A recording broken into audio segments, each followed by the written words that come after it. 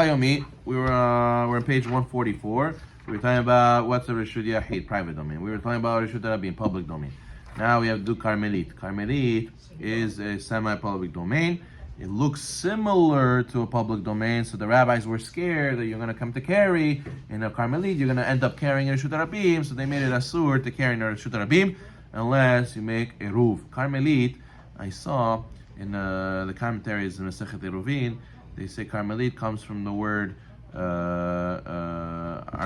Armelu in Aramaic means a widow. Okay, so widow is a single lady, but at the same time she's not a betula. So it's like she's a mix of both, right? She's like a married woman that she's not a betula, but she's not a married woman because she's not married. She's a widow. So therefore, the same thing. Carmelit is not a Reshut Yahid, but it's not a Reshut Rabim. It's like in the middle. So therefore, Carmelit. Armelit, like a widow. It means Carmelit is like a widow, meaning it's in between. It's in the twilight zone, right? Good. Yeah. But this is Aramaic. It's Aramaic. It's not Hebrew. But yeah, it's interesting. That comes from Carmel. Carmel is a different meaning. But over here, Armelo is a widow, and Ke Armelit is like a widow. Okay, interesting.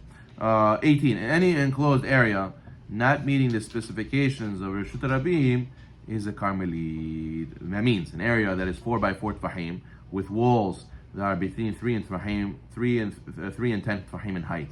Even though biblically you're allowed to carry in a Carmelit, Chachamim forbid carrying an item 4 amot in a Carmelit, or transferring from a Carmelit to Reshut Rabim Reshut Yahid, because it will lead to confusion. 19. You're allowed to transfer from one Carmelit to another that's less than 4 amot away. Okay, then we have Makom Patur. Makom Patur is a small place that's totally exempt to carry to. Right? Makom Patur, literally an exempt area, is a place that lacks any of the properties from the first 3 domains, and therefore exempt from most of the laws that restrict the other domains. Makom Patur is a space within a Reshut Rabim that is smaller than 4 by 4 and at least 3 tfachim from the ground, or enclosed by a wall that's 3 tfachim high. So I said a fire hydrant. Fire hydrant's in Reshut Rabim, but it's 3 tfachim tall, more than 3 tfachim tall, so its own domain, but it's smaller than 4 by 4. So technically, if I put something on that, that's going to be a makom patur. I'm exempt from putting something there. It's not considered I carried. 21.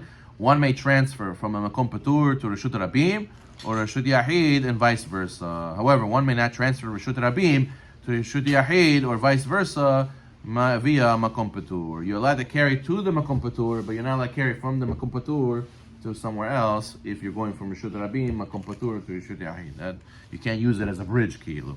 Okay, 22. Chachamim established it is possible to convert a Carmelit into a Reshut Yahid by surrounding the area with an Eruv. For a Carmelit, this can be established by surrounding the area with several tzurot apetach, door frames. This consists of a horizontal pole or very tight wire that passes over the tops of 2 vertical poles, forming the shape of a doorway. However, for Reshut Rabim, according to many authorities, it's significantly more difficult to create an eruv because you're going to have to surround the area with a full wall or a halachic fence. This poses a serious problem for a city that is considered Reshut Rabim to establish a kosher roof for Sfaradim, since such large cities with walls is very impractical. Okay, good. So therefore, usually we don't have a roof for Reshut Rabim. It's almost impossible. And then for a roof, you need to have Tzurot HaPetach. Let's do 31. You know, the people have the wires today, right? The strings. And what do? They take the city, they put up poles everywhere, attach one string to another, surround the whole area with strings. You make a shape of a doorway by the entrance, and now you have enough. This is called a roof. It's considered you enclose the area with like this. All right, let's see 31. There are many different debates and issues regarding the making of a Tzurot HaPetach. Even though it's seemingly simple, the creation of an item like this can be very complicated. Why?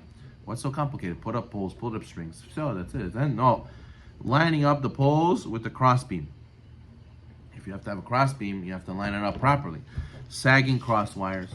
What happens if it's not tight? If it's not tight, it's not viewed as a real wall. It's not viewed in Halacha like a real. Yeah. Or let's say it snows, and the snow sags the wires. Or let's say there's a thunderstorm and a tree falls and snaps the wires. The eruv is down, right? So now you have to sort of notify the whole community. Oh, Erev's down, no one can carry. Should let people know? Yeah, you have to let people know. The rabbis of the city are obligated to let people know if the Erev is up, Erev is down. If you notice, there's a shul over here in Queens Boulevard, Rabbi Hechshul, I think. And they have a light. They have a light on the front of the shul, a green one and a red one. And I went and asked them, why do you have that? And they said, because this is to tell you if the Erev is up or down. If the light is red, it's down. If the light is green, it means you can carry. A lot of people, they used to call in. They used to call in Friday afternoon, right before Shabbat. They used to call the hotline. The Erev hotline is the Erev up, is the Erev down. Because they want to know. They want to know what if there was a storm and maybe something happened, right? So sagging cross wires, leaving vertical poles, uneven vertical poles, and a weak topside wire. There are many halachot regarding where tzurat petach may be placed. Some city-wide Erevin use utility poles, right? Because sometimes we have the electrical poles or the big wood poles that already exist, right? In order to save money on the creation of the eruv. This also can pose numerous issues and seriously question the validity of the eruv, depending on the position of the poles and the wires. The various halacha considerations can fill a book on its own. So therefore, we can't really explain all these things at once. However, it's important to note these issues cannot be taken lightly, and one shouldn't consult with the halachic authority when you want to set up the eruv of your own. But I told you, in Forest Hills, we have a wall eruv, not the wire one, so it's not so problematic when it comes to storms and whatnot. But definitely, a person has to be careful when it does have a wire eruv that they don't have these issues that can arise. So we have fence, remember? Yeah. We have fence, and wherever there was missing fence, they filled it in. They filled it in, and they built a fence, and they built a wall. Okay, 25. In most cases, the beach surrounding an island is not considered an eruv, even according to the opinions that one may use the beach as a halachic wall. This is only in a very limited circumstance, and even then, it cannot be used for all the walls of the eruv. Therefore, even when spending in a Shabbat on an island, one is required to have a kosher eruv set up in order to carry. Manhattan is an island. Yeah. So maybe they want to say, oh, it's surrounded by water, it's surrounded by walls, basically. So it should be an eruv already. No, person has to know that we don't follow that opinion. We have to make eruv even in such a place. 26. It is permitted to carry when you're on a boat on Shabbat, since it's considered a shuta yahid that's surrounded by a wall. Since it's a private domain, the boat is owned by somebody. So therefore, it's all considered one domain. You're allowed to carry there. Okay, we'll learn about karpef. We'll end.